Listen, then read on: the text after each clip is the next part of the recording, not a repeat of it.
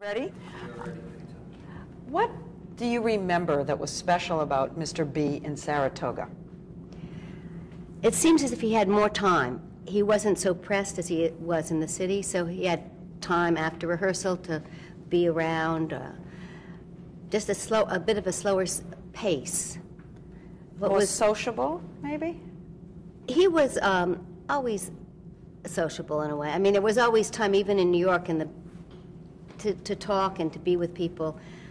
Actually, I don't think I went out to dinner with him there, but I had in other cities.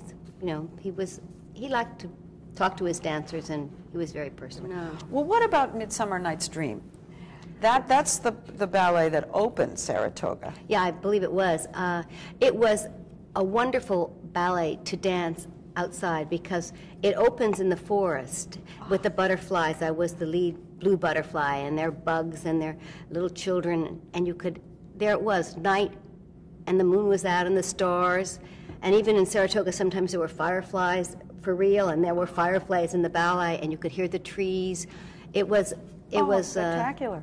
With nature and the ballet and the music, so it was a very exciting and wonderful experience. Wow. And I remember one very interesting phenomena that happened in Saratoga. It was in the late 60s when we went to the moon for the first time, and in the middle of the rehearsal, Mr. B stopped the rehearsal and he somehow produced a television, and we all sat around and watched it. And that was, I mean, what was important was what was happening in the world. It was, you know, rather than the ballet of the moment that had to get on the stage. So we all took a break, and he was so excited. And it was an exciting event, my God. I remember so vividly. So you're sitting around watching the men walk on the moon. Do you think he had any inspiration from that?